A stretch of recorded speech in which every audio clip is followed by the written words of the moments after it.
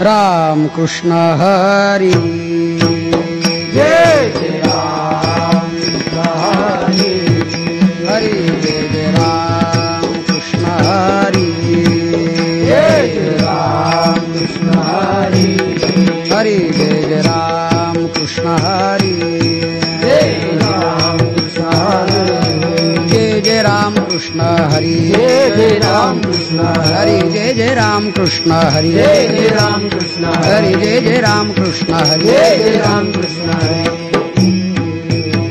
रूप पाहता लोचनी सुख झाले हो साजणी तो हा विठ्ठल बरवा तो हा विठ्ठल बरवा पाहता लोचनी सुख झाले हो साजणी तो हा विठ्ठल बरवा विठ्ठल तो हा विठ्ठल बरवा तो हा माधव बरवा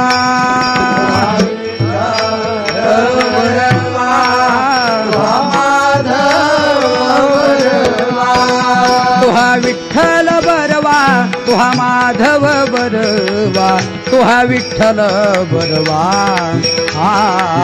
तो हा विठ्ठल बरवा विठ्ठल बरवा माधव बरवा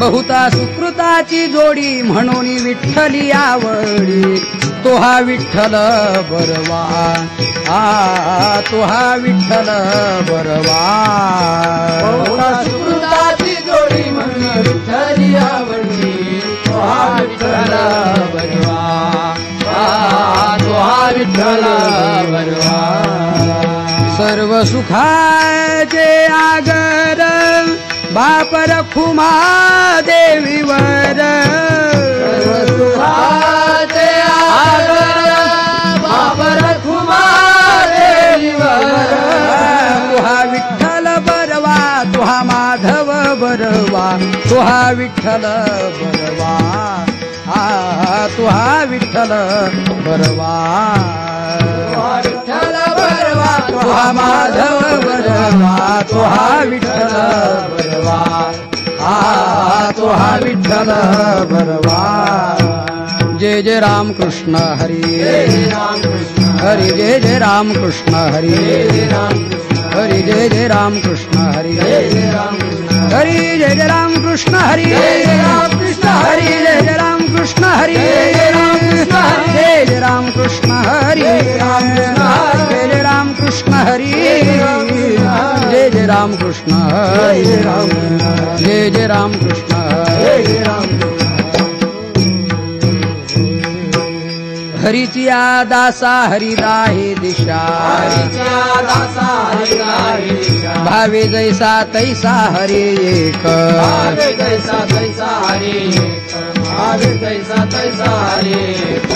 हरिमुखी गाता हरपली चिंता त्या नाही मागुता जन्म घेणे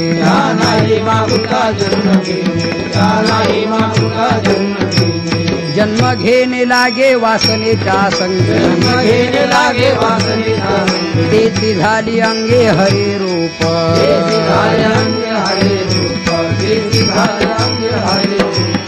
हरी रूप झाले जाणणे हरपले नेणणे ते गेले हरीचे ठाई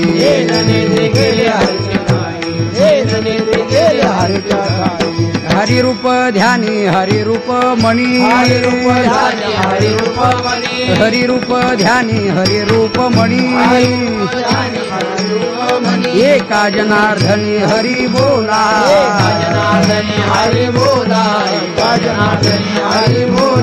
हरिमुखी गाता हरपली चिंता हरिमुखी गाता हरपली चिंता या नाही मागुता जन्म घेणे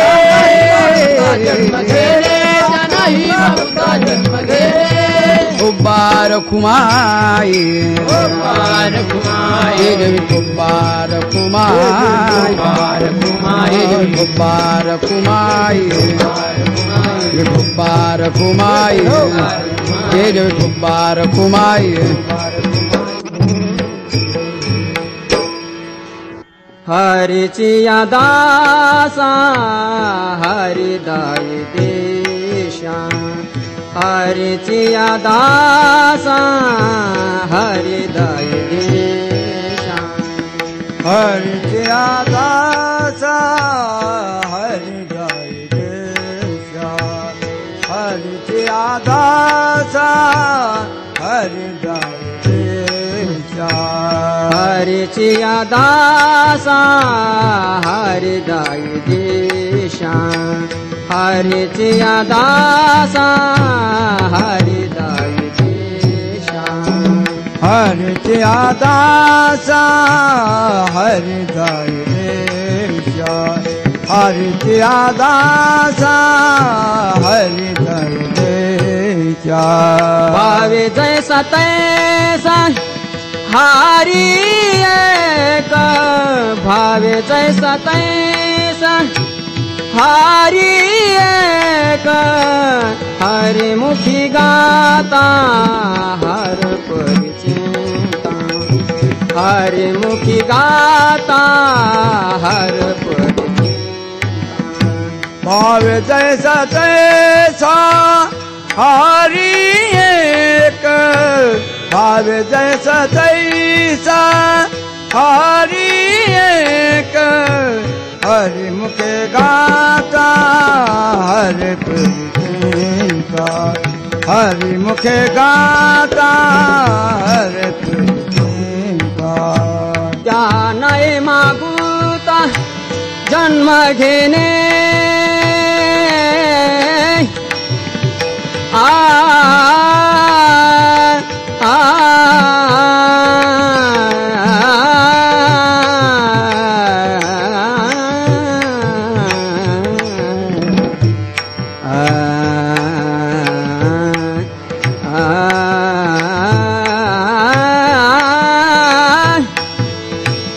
त्या नाही मागुता जन्म घेणे त्या नाही मागुता जन्म घेणे हरिमुखी गाता हर परिचिंता हरिमुखी गाता हर परिचिंता त्या नाही मागुता जन्म घेणे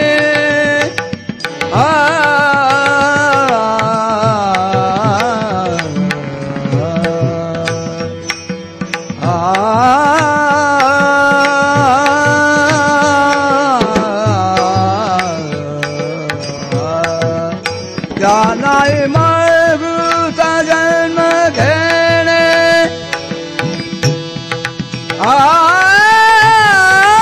घेणे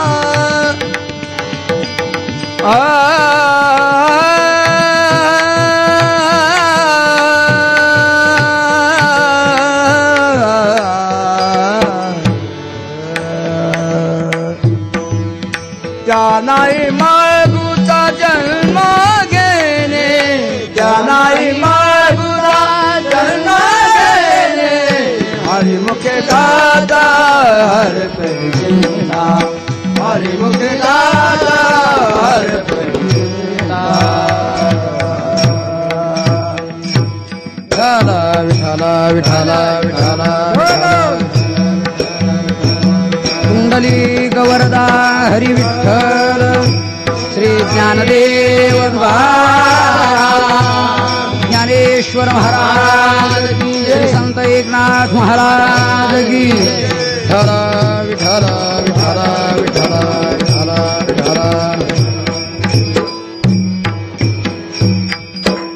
हरीची या दासा हरिदाही दिशा भावे जैसा तैसा हरी एक हरिमुखे गाता हरपली चिंता त्या नाही मागुता जन्म घेणे लागे वासनेच्या संगे तेची झाली अंगे हरिरूप झाले जाणणे हरपले नेनने ते गेले हरीचे ठाई हरिरूप ध्यानी हरिरूप मणी एका जनार्दनी हरी बोला हरिमुखे गाता हरपली चिंता त्या नाही मागुता जन्म घेणे विठ्ठल विठ्ठल विठ्ठल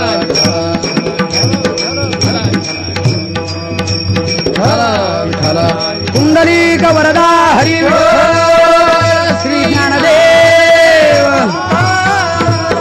जगद्गुरु तुकाराम महाराज की हरीची या दासा हरिदा ही दिशा भावे जैसा तैसा हरी एक हरिमुखी गाता हरपली चिंता त्या नाही मागुता जन्म घेणे. प्रस्तुत कीर्तनरूपी सेवेकरिता निवडलेला अभंग शांती ब्रह्म पैठण निवासी श्री संत एकनाथ महाराज यांच्या हरिपाठ प्रकरणातील पहिल्याच क्रमांकाचा अभंग असून 5 चरणाचा असा आहे. विठ्ठल विठ्ठल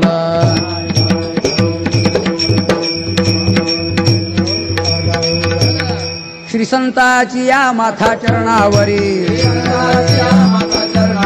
श्री संताची या माथा चरणावरी साष्टांग हे करी दंडवत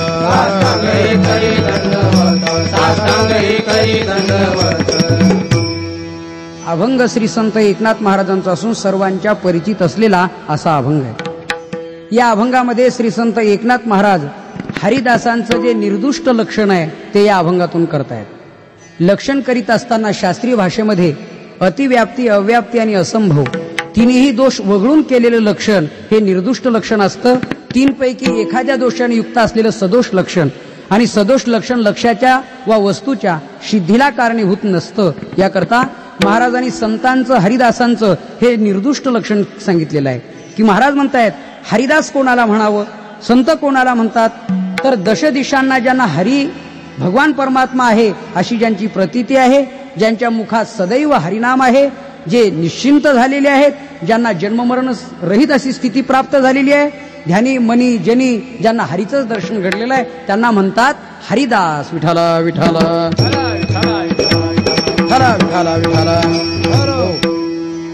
आता अजून एक महत्वाचा मुद्दा आहे. हरिदासांना दश दिशांना हरीची प्रतीती आहे हे सांगत असताना 4 गोष्टी सांगणं गरजेचं आहे. 4 वर्ग आहेत. एक भगवंत न मानणारा, देव नाही म्हणणारा एक वर्ग जगात आहे. दुसरा देव मानतो पण ज्याला अनुमान प्रमाण म्हणतात, अनुमान प्रमाणाने मानणारा. तिसरा आहे तो परोक्षत्वाने मानणारा आणि चौथा आहे तो अपरोक्षत्वाने मानणारा. असे हे 4 वर्ग आहेत. अर्थात पहिला जो वर्ग आहे देव नाही म्हणणारा, या जगात बरीचशी माणसं आपल्याला अशी भेटतात की देव नाही म्हणतात. आता त्याचं उत्तर थोडक्यात सांगायचं आहे. देव नाही म्हणणाऱ्यांना देव आहे हे सिद्ध करण्यासाठी आपल्याला त्याचं ज्ञान असावं. नाही तर कदाचित तुम्ही असं म्हणाल ज्यांच्या दृष्टीनं देव नाही ते कीर्तनाला नाहीत, ज्यांच्या दृष्टीनं देव आहे तेच कीर्तनाला आहेत.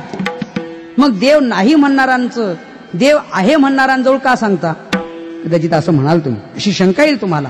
तर त्याचं उत्तर आहे बऱ्याच वेळेला देव नाही म्हणणारे मानणाऱ्या देवांना म्हणजे देव मानणाऱ्यांना अडचणीत आणतात.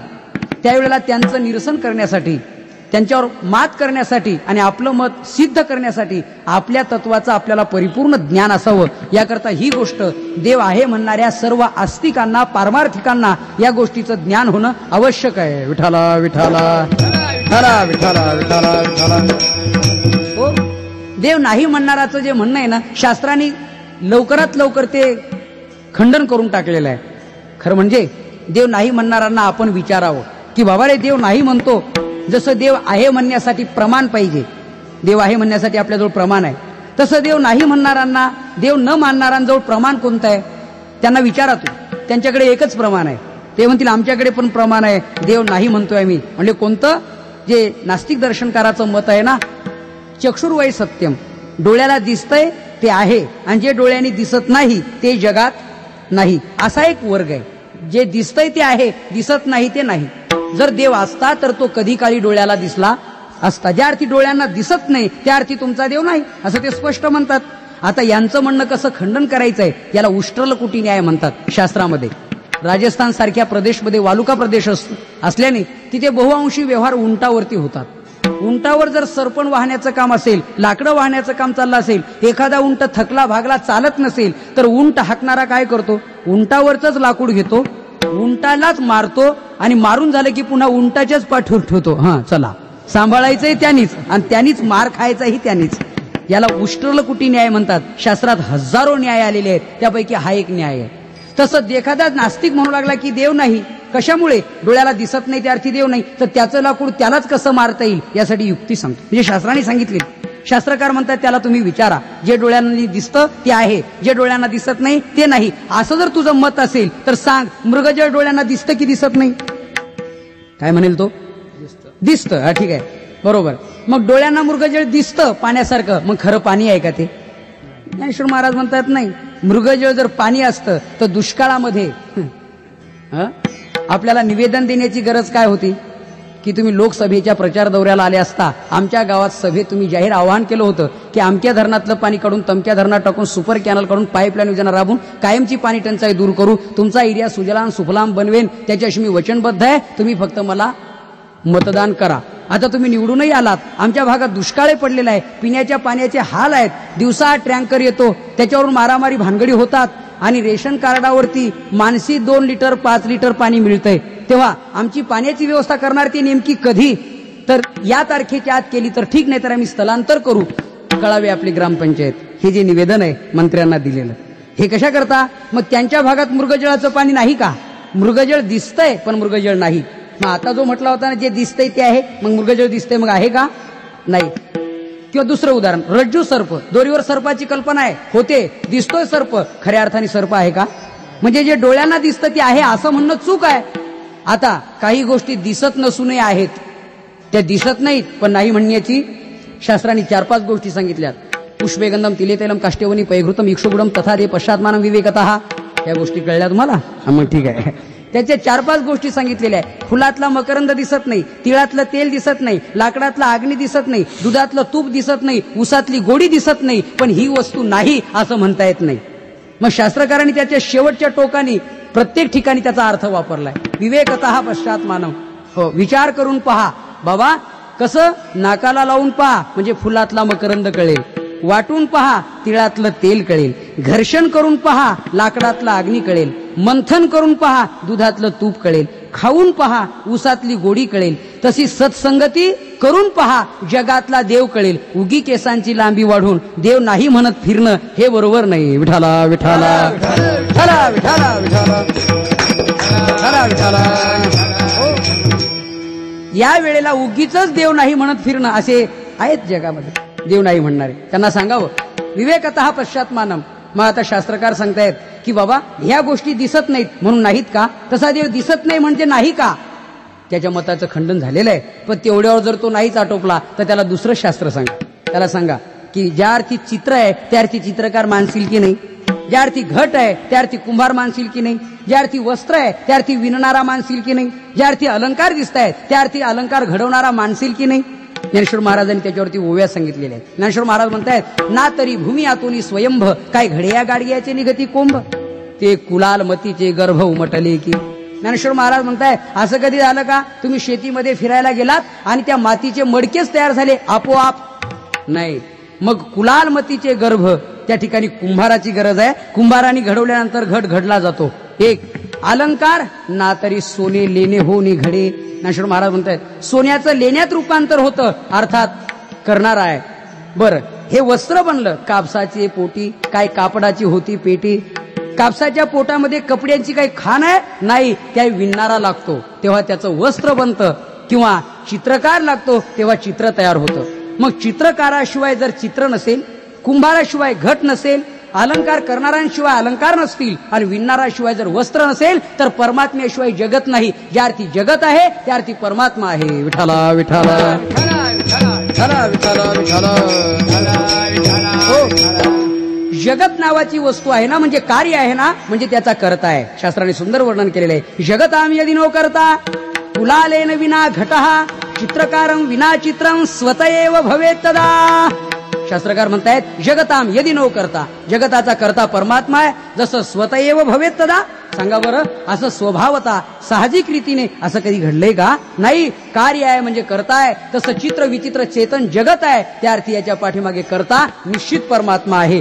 हे नास्तिकवाद्यांचं मत खंडन करण्यासाठी आपलं असलेलं हे तत्वज्ञान आहे.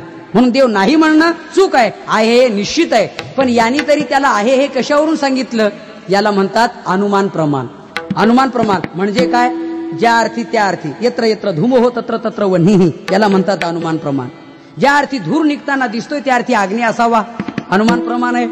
हो, ज्या अर्थी फुलांनी फळांनी बहरून गेलेली बाग आहे त्या अर्थी वसंत ऋतूचं आगमन झालं असावं, अनुमान प्रमाण.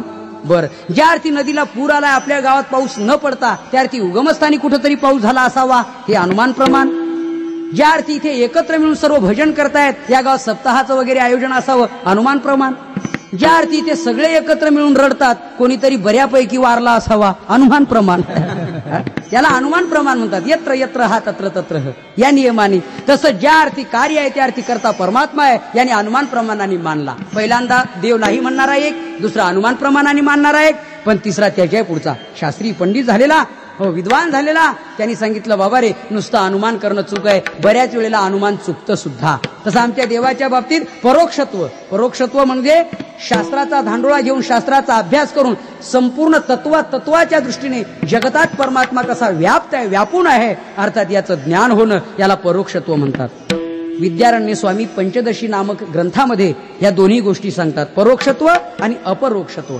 ते म्हणतात अस्ति ब्रह्मेति चेद्वेद परोक्ष ज्ञानमेव तत्, पण अहम ब्रह्मेति चेद्वेद साक्षात्कार असं उच्यते. अस्ति ब्रह्मेति आणि अहम ब्रह्मेति असे दोन प्रकार आहेत. जगात ब्रह्म आहे अशी प्रतीती, याला परोक्षत्व, पण मीच ब्रह्मरूप आहे या बोधावर जाणं हे अपरोक्षत्व. विठाला विठाला विठाला विठाला विठाला. आता तिसरा जो वर्ग आहे ना, हा परोक्षत्वाने जाणणारा. सर्वम खलु इदम ब्रह्म, तो म्हणतो सर्वत्र ब्रह्म आहे, अहम ब्रह्मास्मी त्वम ब्रह्मास्मी. बरं, सर्वत्र ब्रह्म आहे, परंतु त्याच्या पुढचा जो वर्ग आहे ना चौथा, तो चौथा वर्ग असा आहे की तो देव झाला आणि त्यांनी सर्वत्र देव बघितला. हा चौथा वर्ग आहे. स्वतः देव झाला आणि सर्वत्र देव बघितला, बस हा चौथा वर्ग. त्यांनी अगोदर देवत्व स्थिती प्राप्त करून घेतली. मी वासुदेव तत्वता कळो येईल विचारिता. हो, विचार करून बघितलं तर मी वासुदेव आहे या बोधावर गेला. गीतेमध्ये आहे ना, तद्बुद्धस्तदात्मानस्तन्निष्ठास्तत्परायण, या श्लोकावरची पहिली ओवी डोळ्यापुढे आणा. बुद्धी निश्चय आत्मज्ञान ब्रह्मरूप भावी आपणा आपण, ब्रह्मनिष्ठा राखे पूर्ण तत्परायण अहर्निशी, या बोधावरती गेला. आपण ब्रह्मनिष्ठा राखे, माझ्यातही ब्रह्म आहे, बाहेरही ब्रह्म आहे, म्हणून या बोधावरती गेला. जो देव झाला आणि सर्वत्र देव बघू लागला, त्यात आमचे संत महात्मे आहेत. हो, तिथं परोक्षत्वाने त्यांनी देव नाही जाणला, देव होऊन देव बघितला. त्यांना देव कुठं कुठं कसा कसा दिसला, एकनाथ महाराज म्हणतात कुठं नाही, दश दिशांना त्यांना ईश्वराचं दर्शन झालं. ही गोष्ट अभंगाच्या पहिल्या चरणात. हरिची यादाचा हरिदाही दिशा, हरिची यादाचा हरिदाही दिशा, हरिची यादाचा हरिदाही दिशा.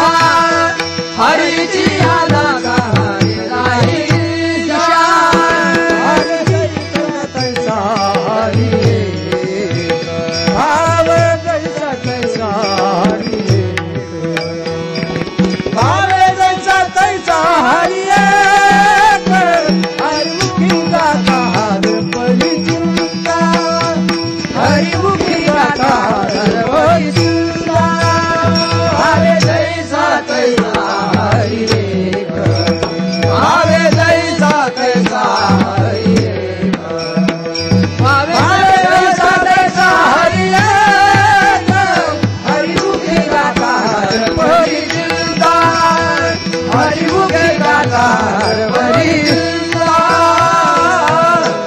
अभंगाच्या पहिल्या चरणात हरीची या दासा आणि हरी दाही दिशा. बरं, 10 दिशा म्हटलं की आपल्या लक्षात येतील. पूर्व पश्चिम उत्तर दक्षिण ह्या झाल्या 4, आग्नेय नैऋत्य वायव्य आणि ईशान्य ह्या झाल्या 4, उपदिशा मिळून झाल्या 8, अध आणि वृद्ध ह्या 2 मिळून झाल्या 10 झाल्या की नाही. हा मग ठीक आहे. तेव्हा ह्या 10 दिशा झाल्या एकूण. या हरिदासांना या 10 दिशांनाही हरी दिसतो. जिकडे बघितलं, ज्या दिशेला तोंड वळवलं त्यांनी तिकडे हरी, जिकडे तोंड वळवलं तिकडे हरी. हरी ये थे रे हरी ते थे रे, हरी ये थे रे हरी ते थे रे, हरी वाचून ठाव नाही कोठे रे. हो, किंवा निवृत्तीनाथ महाराजांचा अभंग. कैसा बाहे जो भीतरू हरी, कैसा बाहे जो भीतरू हरी बिंबी बिंबला एक सूत्री. बर, बिंबी बिंबला एक सूत्री. त्यांनी असं सांगितलंय, बाहेजो आणि भितरू, बाहेरही आणि आतही. आणि दश दिशांना, 10 दिशांना नव्हे, जिकडे पाहिलं तिकडे आणि ज्यांच्यात पाहिलं त्यांच्यात, देवाशिवाय दुसरं त्यांना काही दिसतच नाही. त्याच्यावरती ज्ञानेश्वर महाराजांच्या फार सुंदर ओवी आहे. ज्ञानेश्वर महाराज म्हणताय, सांगू, आदि ब्रह्मा करुणी शेवटी मशक धरुणी माझी समस्त हे जाणुनी स्वरूप माझे. मग वाड धाकुटे न म्हणते सजीव निर्जीव तरी नेनती देखले वस्तू उजुलुटी ती मीच म्हणून. ज्ञानेश्वर महाराज म्हणतायत, संत महात्मे प्रत्येक वस्तूला नमस्कार करताना दिसतात. कधी कुत्र्यांना नमस्कार, कधी गाढवांना नमस्कार, कधी वृक्षांना, कधी दगडांना, जडसृष्टी चेतनसृष्टी ईश्वरसृष्टी सर्वांना नमस्कार करताना देतात. याचं कारण आहे, रूप देखून सर्वत्र नमस्कारी. त्यावेळेला जे नमस्कार करतायत त्या वृक्षांना नव्हे, त्या दगडांना नव्हे, त्यात त्यांना परमात्म दर्शन घडतं आणि त्यामुळे ते नमस्कार करतायत. म्हणून गीतेमध्ये म्हटलेलं आहे, वासुदेव सर्वमिते समहात्मा सुदुर्लभा. वासुदेव सर्वमिती, सर्वत्र त्यांना वासुदेवाचं दर्शन आहे. किंवा अभंगात सांगायचं ठरलं तर महाराज म्हणताय, सर्वभूती पाहे एक वासुदेव, भूती पाहे एक वासुदेव, सर्वभूती पाहे एक वासुदेव, भूती पाहे एक वासुदेव. सोनिया ठाव अहंतेचा, सोनिया ठाव अहंतेचा, सोनिया ठाव अहंतेचा, सोनिया ठाव. अरे सर्वाभूती पाहे एक वासुदेव, हे समस्त हे श्री वासुदेव. ऐशिया प्रतीती रसाचा ओतला भाऊ, अशी त्यांची प्रतीती आहे. ह्याच्यापेक्षा जया प्रतीतीची या वाखारा आणि पोवाडू होय चराचरा तो महात्मा धनुर्धरा दुर्लभ हुआथी. ज्ञानेश्वर महाराज म्हणतायत, अर्जुना अशी प्रतीती ज्यांना आलेली आहे ना, तो महात्मा दुर्लभ समजा, अत्यंत दुर्लभ आहे. हो, फार दुर्लभ आहे. बाकीचे सुलभ आहे, पण हे महात्मे अत्यंत दुर्लभ आहे. म्हटले असं हो, भागवतात सांगितल्याप्रमाणे अशांची भेटी, अशांचा सहवास, अशांचं दर्शन फार मोठं दुर्लभ आहे. व्याघ्र सिंहाचे दूध जोडे, चंद्रामृत हाता चढे, परी हरिप्रियांची भेटी नातुडे, हे दुर्लभ भाग्य गाढे मनुष्या. एकनाथ महाराज सांगतायत, असे महात्मे जर भेटले तर हे दुर्लभ आहे. आणि महाराज म्हणतायत, मग ही प्रतीती आहे, सर्वत्र भगवत दर्शन ही त्यांची प्रतीती आहे. म्हणून या सर्व प्रमाणाचा अर्थ हा आहे, ते बघतील तिकडे भगवान परमात्म्याचं दर्शन. जे जे भेटे भूत ते मानिजे भगवंत, हा भक्तियोग निश्चित जाण माझा. एकनाथ महाराज खांद्यावरती कावड घेऊन काशी विश्वेश्वराला निघाले. एक गाढव पाण्या वाचून तरमळत होतं. त्यांना नाथ महाराजांनी कावड उतरवली. देवाला पाणी घालण्याऐवजी त्या गाढवाला पाणी पाजलं. अर्थात बाकीचे लोक म्हणू लागले, काय हो गाढवाला पाणी पाजलं? एकनाथ महाराज म्हणले, तुम्ही गाढव म्हणा, अरे उपाधी दोष विरहित बघितलं तर माझं चैतन्यच परमात्म तत्व त्यात भोवतप्रोत भरलेलं आहे. एकनाथ महाराजांना गाढव दिसत नव्हतं, देव दिसत होता. जे जे दृष्टी दिसे ते हरिरूप, पूजा ध्यान जप त्यासी नाही. त्यांना ते गाढव दिसत नव्हतं, देव दिसत होता. अर्थात त्यांना गाढव का दिसत नव्हतं? झाला अंगे देव होईला पण तयासी हे जन अवघे देव. जो स्वतः देव झाला त्याला जगत देव दिसतं. ते देव झाले होते म्हणून त्यांना गाढवात देव दिसला. आपल्यालाच गाढव का दिसतं? सरळ उत्तर आहे.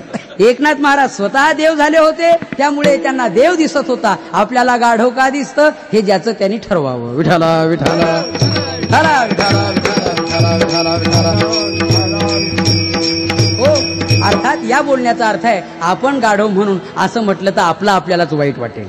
त्याच्यापेक्षा त्याचं उत्तर एकच आहे, सर्वत्र ईश्वर दर्शन आपल्याला घडलेलं नाही आणि अहंकार आपला संपलेला नाही किंवा यापेक्षा आपली उपाधी दोष पाहण्याची दृष्टी गेलेली नाही म्हणून आपल्याला देव दिसत नाही. विठोबा रखुमाई विठोबा रखुमाई विठोबा रखुमाई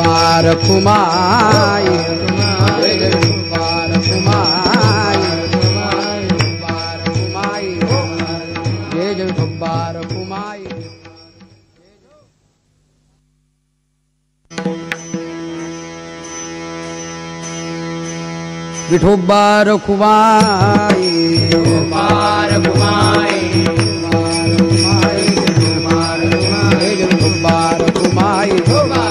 विठोबा रखुमाई.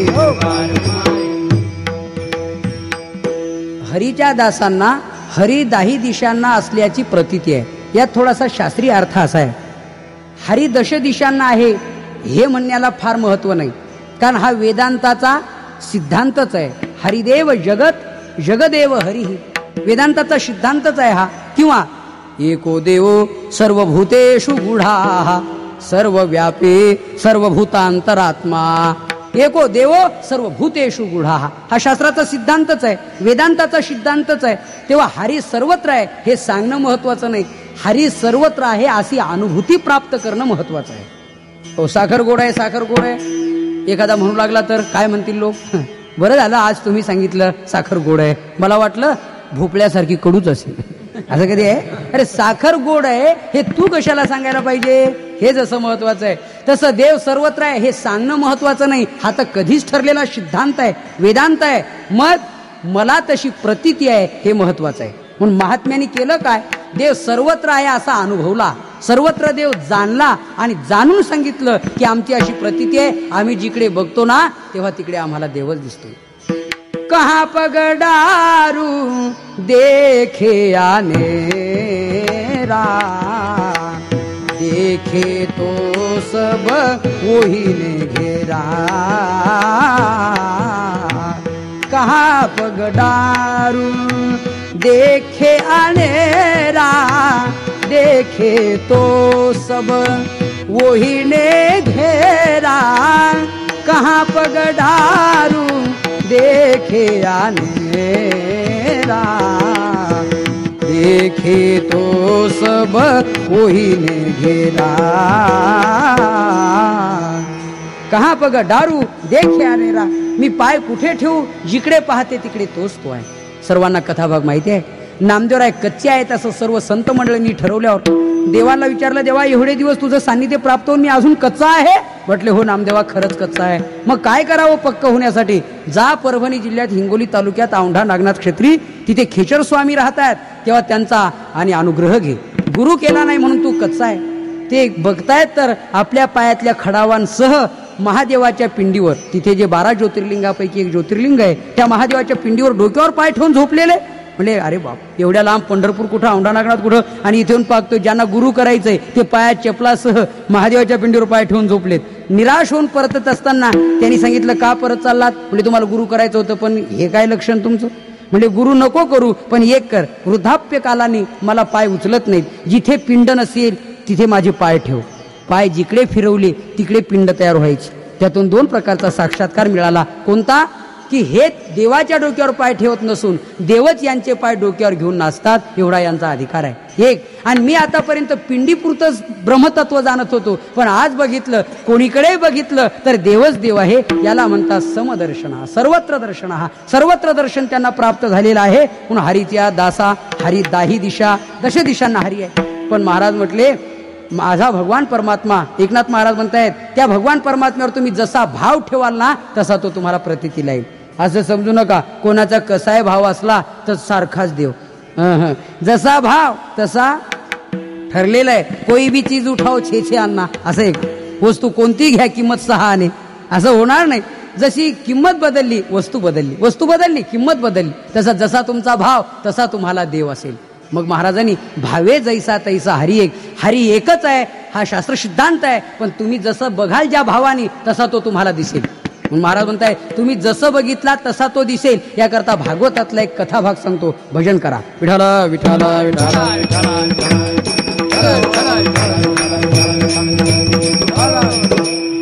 भागवतामध्ये असा एक कथा भाग आहे की जेव्हा देवक नामाचा राजा म्हणजे उग्रसेनाचा भाऊ, म्हणजे कंस हा उग्रसेनाचा पुत्र आणि त्यांचा भाऊ देवक, त्यांची मुलगी देवकी, तिचा विवाह करत असताना त्या प्रसंगी आकाशवाणी झाली की हिच्या पोटी 8वा येईल आणि तो तुझा वध करील, पराभव करील.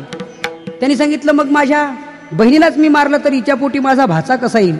मारण्याचा प्रयत्न केला, मारलं गेलं नाही. शेवटी सर्व तो कथाभाग आपल्याला माहिती आहे. आणि पुढे 7वा गर्भ योगमायेनं पळवला, 8वा भगवान कृष्णाचा अवतार झाला आणि गोकुळात परमात्मा निघून गेले. आणि तिकडची जी जन्माला आलेली माया मुलगी ती वसुदेवाने आणली, तीच कंसाने पकडली, मारण्याचा प्रयत्न केला. त्यावेळेला ती माया जाता जाताना बघ म्हणते, अरे मला काय मारतो, बाया माणसाची काय राजकारण करतो ग्रहस्था, अरे तुला मारणारा गोकुळात वाढतोय, त्याला मार म्हणजे कळेल तुला. आणि मग तेव्हापासून त्याला असं भय निर्माण झालं की माझा शत्रू गोकुळात वाढतोय. मग त्यांनी तो शत्रू मारण्यासाठी प्रयत्न केले. पहिल्यांदा पुतना मावशी पाठवली, वर्णन केले संतांनी. दिन दुर्बळाचे मारिता बालके, दिन दुर्बळाचे मारिता बालके, करिता ती शोके माय बाप. लहान मुलं मारली, सगळ्यांच्या आईवर रडू लागले आणि तेवढ्यामध्ये भगवान कृष्णाकडे गेली. पण परमात्म्याने मारायला आलेलीला मारून टाकलं. महाबळ दैत्य ब्राह्मणाचा वेश घेऊन गेले. भगवंतानी सांगितलं जर तू ब्राह्मण वेश घेतला नसता आणि जर गोपीचंदन मस्तकाला लावलं नसतं तर तुलाही मारला असता. गोपी माझ्या भक्त आहेत, त्यांच्या पायाची माती म्हणजे गोपीचंदन आहे. आणि ते गोपीचंदन जो आपल्या कपाळाला लावतो ना त्याला भगवान म्हणतात मी सुद्धा मारत नाही तर काळ सोडून द्या. एवढा मोठा अधिकार आहे. पण त्याला दक्षिणा मात्र पोटभर दिली. विटंबिला भट दिला पाठीवरी पाठ. काय झालं? विटंबनाही केली त्याची. जिथे जिथे जागा सापडेल तिथे तिथे नांगर वखर येऊन धडाधड आपटायचे. पळत पळत गेला आणि कंसाला सांगितलं कंसा तुझं भवितव्य काय बरं दिसत नाही. म्हणले काय? अरे कृष्णाचं डिपार्टमेंटच असं आहे की ते दिसत नाही पण जिथं जागा सापडेल तिथं येऊन आदळतं. काय सांगावं? आणि कोणाला म्हणावं कोणाला मारावं अशी स्थिती आहे. मग काग बक रिठा हे एवढे दैत्य पाठवले. देवाने यमसदनाला पाठवले. आघासूर दैत्य गिळण्याकरता आला. देवाने त्याच्या तोंडात प्रवेश केला, आपली उंची वाढवली आणि त्याला चिरून टाकलं. गिळीता आघासूर चिरोनी सांडी लावो. आणि मग कंसाने तातडीची बैठक घेतली आहे. कंस म्हणू लागले की हे बघा माझा एक एक माझ्या बाजूचा असलेला एक एक मोठमोठा शूरवीर मरतोय आणि शत्रू मात्र वाढतोय. आता त्याला मारण्याकरता काय करावं? तो का मरत नाही? त्यावेळेला सल्लागार समिती होतीच, हो ज्ञानी पंडित होतेच. त्यांनी सांगितलं राजा आमच्या डोक्यात एक युक्ती आली. म्हणले काय? आपला शत्रू त्याच्या त्याच्या स्थानावर आहे आणि आपला जो जातो तो स्थान भ्रष्ट होतो. ज्याच्या त्याच्या स्थानावर ज्याची त्याची ताकद असते आणि स्थान भ्रष्ट झाला की ताकद कमी होते. मर्क कुत्र सुद्धा आपल्या गल्लीत चांगल्या कुत्र्यांवर वाव वाव करतं, सुटतं की नाही? पण आउट ऑफ बॉर्डर एकदा बाउंड्री पास केली त्यांनी, सीमा उल्लंघन केली, मग ते कुत्र याच्यावर उलटतं, इकडे आता नाही आता हे रिवर्स टाकतं. मग अशी स्थिती आहे.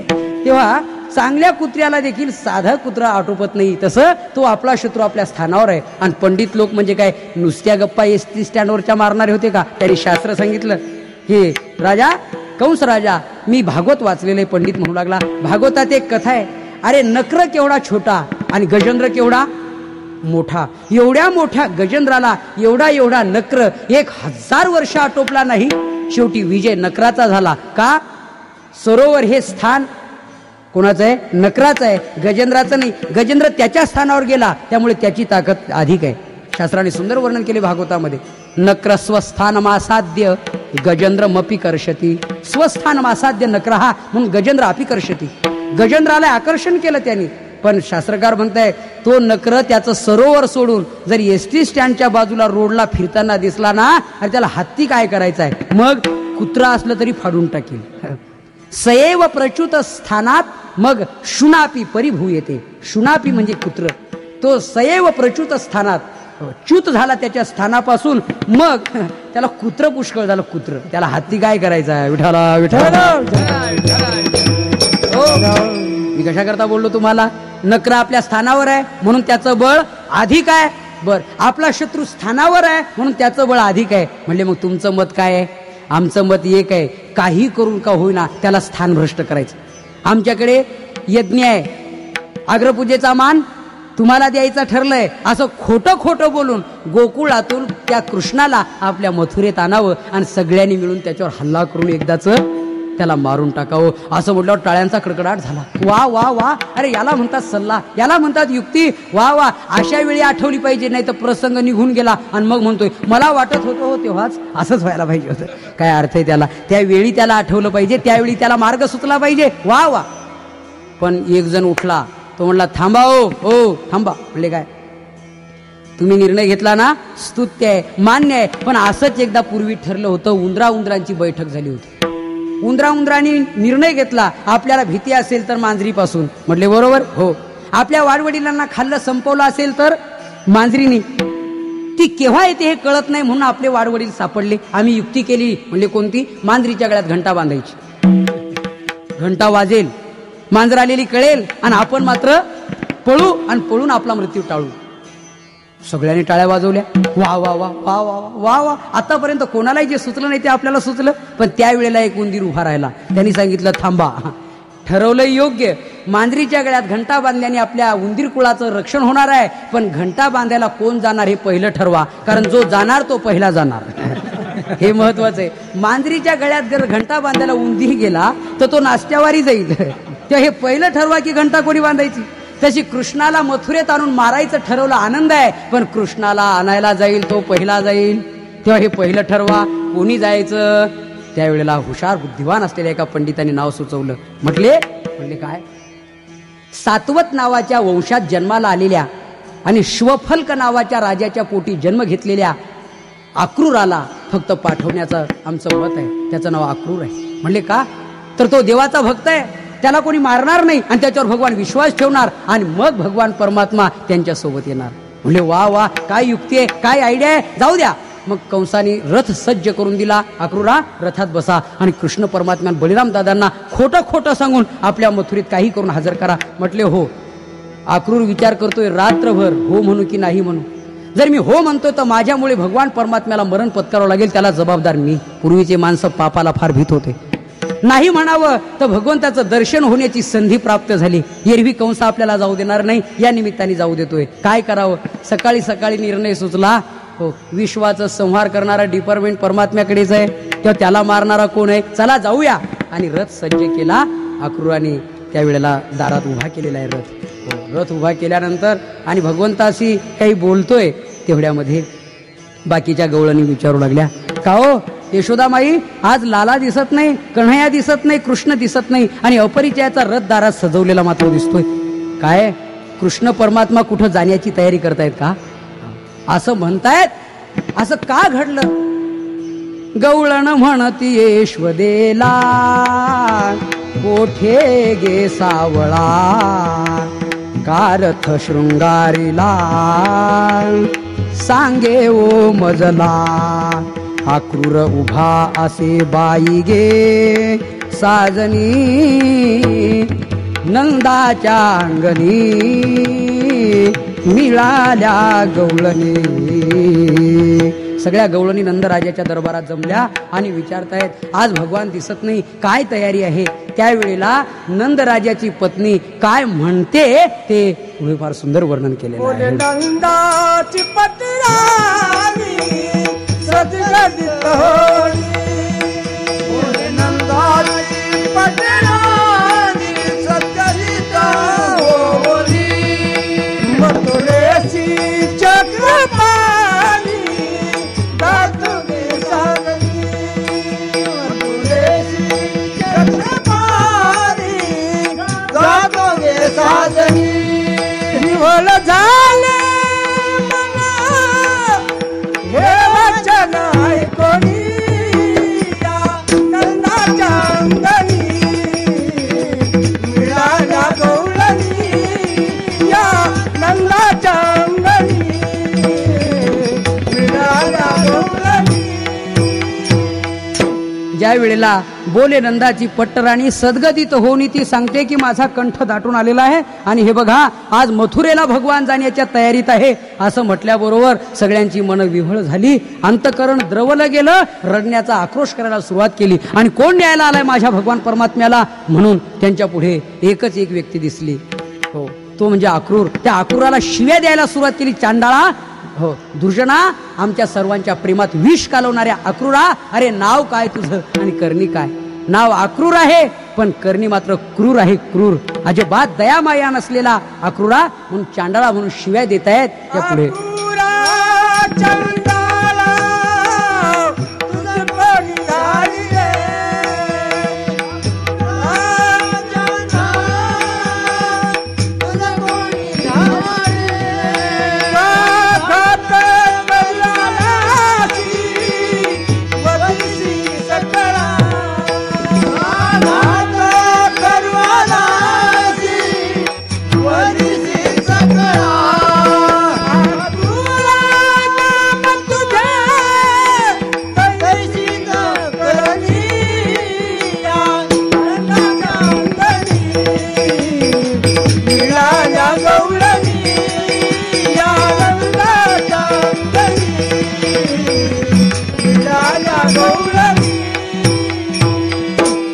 अक्रूरा चांडाळा कोणी तुला पाठवलं असं म्हणून त्याला शिव्या देत आहेत.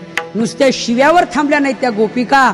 हो, भगवान परमात्मा ज्या रथात जाणार त्यावेळेला त्या आडव्या पडल्या त्या रथाच्या. आम्ही नाही रथ जाऊ देणार. काहींनी सांगितलं आम्ही अश्व आणि लावून धरू, काहींनी दोर पकडले, काहींनी चाकं धरली, काहींनी देवाचे पाय पकडले, काहींनी आपल्या आणि नेत्रोदकाने भगवान परमात्म्याचा आणि अभिषेक केला, चरणाभिषेक केला, काही शपथ घालू लागल्या, काही भगवान परमात्म्याचा हट्ट आमचा पूर्ण करा एकदा तरी असं म्हणू लागल्या. आमचं ऐका, आमचं ऐका. पण भगवान परमात्मा रथी चढले वनमाळे आकांत गोकुळी, रथी पडल्या व्रजबाळी हे कोण त्या सांभाळी, नयनाच्या उदकाने भिजली धरणी. त्यावेळेला डोळ्यातल्या पाण्याने जमीन भिजली, चिखल तयार झाला. पण भगवान परमात्मा मात्र त्यांच्या प्रेमाला बळी पडले नाही. कारण ज्यांना मोठं काम करायचं तर एक कार्यार्थम अगत्यम कोटी कार्यम चकारः असं गर्ग संहितेत वर्णन केलेलं आहे. मोठ्या माणसाच्या मागे कामं फार असल्याने एका कामात त्यांना फार वेळ देणं शक्य नसतं. भगवंताला पुढेही बहुत करणे आहे. देवाला जायचं होतं आणि भगवान परमात्मा रथी चढले आणि अक्रूराला बोलतायत. देव बोले अक्रूरासी वेगी हाकी रथासी, या गोपीच्या शोकासी न पहावे मजसी. बाबा, या गोपीचा शोक मला अनावर झालाय, पाहत नाही. आता लवकर इथून रथ घेऊन चल. आणि रथ नेला मथुरेमध्ये. एका जनार्दनी रथ गेला निघून. आणि मग ह्या रडू लागल्या वगैरे. काही त्यांच्या मागे आल्या, गोपाळ मागे आले, वसुदेव बरं आपले नंदराज हे सर्व, यशोदामाई सर्व आले. आणि तिथे आल्यानंतर कंसाने काय कट केला तो ऐका. कंसाने मुख्य दारामध्ये अत्यंत उन्मत्त असा हत्ती त्याला मद्यप्राशन करविलं आणि त्याला दारामध्ये ठेवलं. बलराम कृष्णांना तो जागीच मारून टाकेल हत्ती असं त्यांनी ते आणि कारस्थान तयार केलं. ज्याला कपटेन शत्रुहू, कपट केलं. आता भगवान परमात्मा आणि बलराम दादा जेव्हा हत्तीच्या समोर आले त्यावेळेला काय घडलं आहे का. हत्तीने कृष्ण परमात्म्याला बघितल्यावर हत्तीने साष्टांग प्रणिपात केला, लोटांगण घातलं. त्याचं खरं शास्त्र असं आहे, सर्व विश्व ज्याच्या हाती त्याला काय करील हत्ती ठरलेलं आहे. सर्व विश्व ज्याच्या, म्या बोलविल्या वेद बोले, म्या चालविल्या सूर्य चाले. जे जे काही घडतंय ना ते त्याच्या सत्यानं गतीर भरता प्रभू साक्ष निवास शरणम स्रोत. काय करेल हत्ती. आणि त्याचा भागवतात पुरावा असा आलेला आहे. हत्तीने लोळण का घेतलं त्याचं कारण, हत्ती कृतघ्न नव्हता, हत्ती भस्मासूर नव्हता. ज्यांनी उपकार केले त्याची फेड अपकाराने करणारा हत्ती नव्हता. पशु असून प्रामाणिकपणा होता त्याच्यात. पशु असून प्रामाणिकपणा विशेष आहे. माणसाची जागा त्याला द्यायला काहीच अडचण नाही. किती प्रामाणिकपणा. त्याने विचार केला, एकेकाळी आमच्या हत्ती कुळातला नकरानी पकडला असता, सर्व नातेवाईकांनी मोकलून दिला असता. मरण्याच्या वाटेवर असताना त्यांनी एक कमळाचं फूल तोडलं आणि माझ्या कृष्णाला अर्पण केलं. त्या फुलाच्या बरोबरच भगवान परमात्मा कसे धावून आले. भागवतात त्याचा विचार आहे. पर्यंकम विसृजम गणान गणयन भूषामणी विस्मरणम उत्थानोपि गदे गदेति निगदम पद्मामनावलोकयन निर्गच्छन्न परीक्षतो खगपतिं चारुह मानावतु ग्राहग्रस्त मातंग पंग वसुः मुद्धरस्व जनार्दनाः. हो, असा प्रकार घडला. भगवान परमात्म्याची अवस्था काय झाली ते त्या भागवतात सुंदर वर्णन केलेले. भगवान ह कहे लक्ष्मी और ती कहे गजराज. ह तिथं म्हटले आणि ती म्हणेपर्यंत हत्ती जवळ येऊन पोहोचले.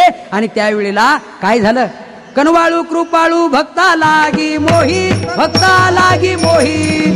गजेंद्राचा धावा, गजेंद्राचा धावा तू आगेना विठाई. कनवाळू कृपाळू भक्ता लागी मोही, भक्ता लागी मोही. हे गजेंद्राचा धावा, गजेंद्राचा धावा तू आगेना विठाई. त्या गजेंद्राकरता धावून आली आणि मग आमचा हत्ती कुळाचा उद्धार केला. कोण विचार करतोय लक्षात आहे ना आपल्या. हो, हा हत्ती, कंसराजातला हत्ती, तो विचार करतोय आमच्या हत्ती कुळाचा त्यावेळेला भगवंतांनी उद्धार केला. मग आता काय मी कृष्णाला मारू. म्हणून त्यांनी लोटांगण घातलं. शरण आला तो हत्ती. आणि त्यावेळेला भगवान तिथूनही पुढे आल्यावर मग कंसाला मात्र सर्व राज्य फिरू लागलं की बस बस बस. आकाशवाणी झाली होती ना की कंसा तुला हिचा 8वा पुत्र मारेल. तर आता ती वेळ आलेली दिसते. त्यावेळेला दुदुंभी नाद होऊ लागले. स्वर्गात विमानं एकत्र दाटी होऊ लागली की आता शत्रूला मारण्यासाठी जो अवतार धारण केलाय त्याचा अंतिम प्रकार आहे हा. जब जब होई धर्म के हानी तुळशीदास स्वामींनी सुंदर वर्णन केलेलं आहे. धर्माला ग्लानी हानी होते, शत्रू उन्मत्त होतात, पृथ्वी त्याच्या भाराने कापते.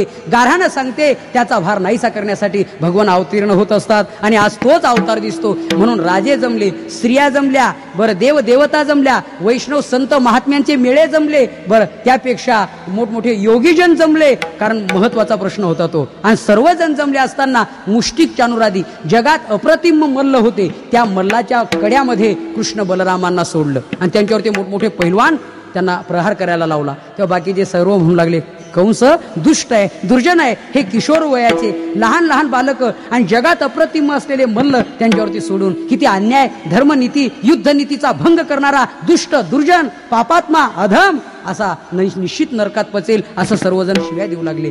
पण तेवढ्यात ऐका काय प्रसंग घडला. भगवान परमात्म्याकडे पाहण्यासाठी एक वर्ग नव्हता. पैलवान होते, राजे होते, स्त्रिया होत्या, गोपाळ होते, माता पितर होते, योगीजन होते, संत होते, काळ होता, देव देवता होत्या. त्या सर्वांनी देवाकडे पाहिलं. पण सर्वांना देव कसा दिसला त्याचं वर्णन भागवतात केलेले. सर्वांना सारखा नाही दिसला. प्रत्येक ज्यांचा जसा भाव तसा तसा दिसला. कोणाला कसा दिसला सांगतो मी तुम्हाला. मल्लानाम मशनिर्नृणाम नरवर स्त्रीनाम स्मरो मूर्तिमान गोपानाम स्वजनो सताम क्षितिभुजाम शास्ता स्वपित्रो शिशुः मृत्युर्भोजपतेर्विराड विदुषाम तत्वं परम योगिनाम वृष्णीनाम परदेवतेति विदितो रंगम गत साग्रजाः. भगवान परमात्मा कसा दिसला त्याचं वर्णन केलेलं आहे. मल्लानाम मल्लाहा, पैलवानांना पैलवान दिसला. नृणाम नरवरहा, राजे लोकांना सार्वभौम राजा दिसला. स्त्रीनाम स्मरो मूर्तिमान, स्त्रियांना मूर्तिमंत मदनाचा पुतळा दिसला. गोपानाम स्वजनो, गोपाळांना आपला बालमित्र सवंगडी दिसला. स्वपित्रो शिशुः, पित्याला आपला लहानसा बालक दिसला. बर सताम क्षितिभुजाम शास्ता, संतांना पृथ्वी तलावर उन्मत्त झालेल्या दैत्यांना शासन करणारा शास्ता दिसला. त्याच्या पुढे तत्वम परम योगिनाम, योगीजनांना तात्विक दृष्टीनं हाच सर्वत्र कसा व्यापून आहे असा दिसला. काळाला काळ, मृत्यूला मृत्यू दिसला. हे रंगमगत साग्रजाहा. मग सर्वांना वेगळा वेगळा दिसला. हे वर्णन एकनाथ महाराज करतायत. भावे जैसा तैसा हरी एक, तैसा हरी एक,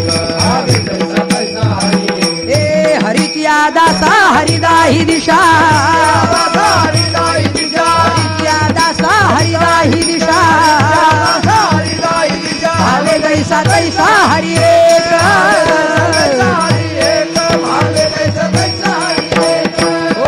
हरी एकच होता पण ज्यांचा जसा भाव तसा त्यांना दिसत होता. महाराज म्हटले तुम्ही जो भाव ठेवाल ना त्या भावाने परमात्मा तुम्हाला दिसेल. भावे जैसा तैसा हरी एक.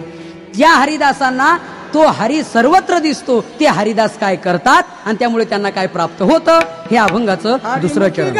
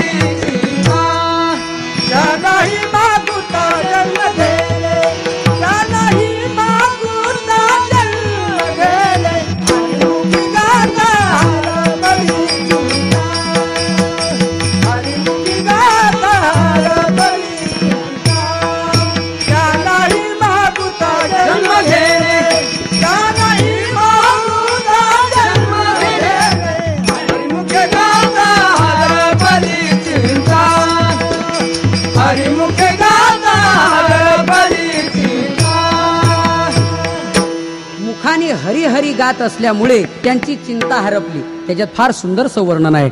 जगाच्या पाठीवर असा मानव नाही किंवा असा जीव नाही की त्याच्या पाठीमागे चिंता नाही. एक चिंता सर्वांना नसेल पण चिंता नसेल असा कोणीही नसेल. असं एकच स्थान आहे ते म्हणजे हरिदास. त्यांना चिंता का नाही याचं कारण आहे. नव्या अध्यायात भगवान सांगतायत ते एकवटुनी जी अक्षणी अनुसरले गा माझी वाहनी तेव्हाची तयाची चिंतावणी मदची पडली. तीही जे जे करावे तयाचे मदची पडले. आगवे जेवी आजात पक्षाची जो पक्षिणी जे आपुली तहान बुकणीने नेके ते बाळका माऊलीशी करे तेवी अनुसरली मज प्राणी तयाचे सर्व मी करी. या सर्व ओव्या बघा तुम्ही. भगवान म्हणतायत एक वटूल माझी भक्ती ज्या दिवशी करतात ना त्या दिवशी त्याची पूर्ण चिंता मी वाहतो. म्हणून संत म्हणतायत, तुझ लागली सकळ चिंता राखणे लागे वाकडे जाता. आमची चिंता तुला लागली, मग तू जर आमची चिंता करतोस तर मग आम्ही कशाला चिंता करू. म्हणून नाही काही चिंता तुझी आमुचा माता पिता बहिणी बंधू आणि चुलता आणि का गोता सर्व ठाई आणि का गोता सर्व ठाई. आम्हाला चिंता नाही, आम्हा भय चिंता नाही धाक जन्म मरण कितीतरी प्रमाण आहेत. संतांना कोणत्याही प्रकारची चिंता नाही. हरी आला हाता आणि मग कैची भय चिंता. चिंतामणी हातात आला तर चिंता राहत नाही. चिंतामणी निर्माण ज्याने केला तो मिळाल्यावर चिंता कशी राहील. आणि म्हणून हरिमुखी गाता हरपली चिंता त्या नाही मागुता जन्म घेणे. हर चिंता तर हरपलीच का, आम्हा भय चिंता नाही धाक जन्म मरण काही एक. झाला इहलोकी परलोक आले सकळी वैकुंठ. बस आता आम्हाला जन्म मरणाची चिंता राहिली नाही. बस आता कोणत्याच प्रकारची चिंता राहिलेली नाही. आणि म्हणून महाराज म्हटले या दृष्टीने आम्ही निश्चिंत झालो. आता पुन्हा जन्मही आम्हाला उरलेला नाही. जन्माला कारण वासना आहे, पण वासनाच हरिरूप झाली. मग आता आम्हाला जन्म कसा राहील हे तिसरं चरण. जन्म घेणे लागे वासनेचा संग, जन्म घेणे लागे वासनेचा संग,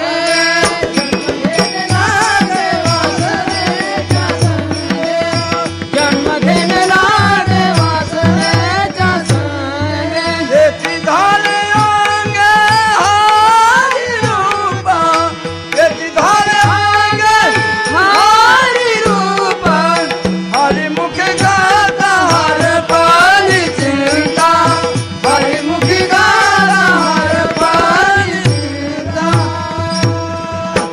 वासनेप्रमाणे जन्म घ्यावा लागतो. त्यांची वासनाच हरिरूप झालेली आहे. शास्त्र वासना नाही, देह वासना नाही, लोक वासना नाही, कोणत्या प्रकारची वासना उरली नाही.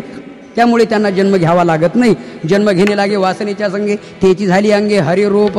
महाराज म्हणतात ते संत हरिरूप झाले आणि आता त्यांचं ज्ञातेपणही गेलं आणि नेमतेपणही संपलं. हे चौथं चरण आहे अभंगाचं. हरिरूप झाले जानने हरपले, हरिरूप झाले जानने हरपले, हरिरूप झाले जानने हरपले, मेलनत गेले हरिचे ठाई, हरिच्या ठाई, हरिमुखी गाता हरपली चिंता, हरिमुखी गाता हरपली चिंता. महाराज म्हटले जे हरिरूप झालेले संत आहेत ना ते त्यांचं जाणतेपणही गेलं आणि नेणतेपणही गेलं. आता इथं थोडासा महत्वाचा भाग आहे. नेणते पण गेलं ठीक आहे, पण जाणते पण कसं काय गेलं हो, याचं उत्तर असं फार वेदांताच्या दृष्टीने सुंदर वर्णन केलेलं आहे. नेणते पण जसं घातक आहे तसं जाणते पण घातक आहे. अहम देहास्मी वृत्ती आहे ही नेणते पण, अहम ब्रह्मास्मी वृत्ती हे जाणते पण आहे. शास्त्राने 3 अवस्था सांगितल्या, जागृती, स्वप्न आणि सुषुप्ती. या 3 अवस्थेमध्ये 2 कार्य अवस्था आणि 1 कारण अवस्था. संसाराचं कार्य घडतंय जागृती स्वप्नामध्ये, सुषुप्तीत अज्ञान शिल्लक आहे म्हणून कारण अवस्था. त्याच्या पलीकडे तुर्य अवस्था आहे, तिच्यात वृत्ती ज्ञान आहे. वृत्ती ज्ञानाने अज्ञानाचा बाध झाला म्हणजे देहास्मी वृत्ती संपते, ब्रह्मास्मी वृत्ती निर्माण होते. पण देहास्मी वृत्ती रजोगुण तमोगुणाची वृत्ती आहे आणि ब्रह्मास्मी वृत्ती ही शुद्ध सत्वगुणाची वृत्ती आहे. अर्थात ही सत्वगुणाची वृत्ती देखील घातकच असल्यामुळे वृत्तीशून्य ब्रह्म्याच्या ठिकाणी म्हणून त्याच्या पलीकडे उन्मनी अवस्थेत शुद्ध ज्ञान आहे, तिथे कोणत्या प्रकारची वृत्ती राहत नाही. आणि म्हणून तिथं जाणतेपणही गेलं आणि नेणतेपणही गेलं. हरीच्या ठाई महाराज म्हणतात असे जे संत महात्मे झाले ना त्यांच्या जनी वनी हरीच त्यांना दिसतो. ज्ञानेश्वर माऊली ज्ञानराज माऊली तुकाराम, ज्ञानेश्वर माऊली ज्ञानराज माऊली, जय जय ज्ञानेश्वर माऊली ज्ञानराज माऊली, जय जय ज्ञानेश्वर माऊली ज्ञानराज माऊली.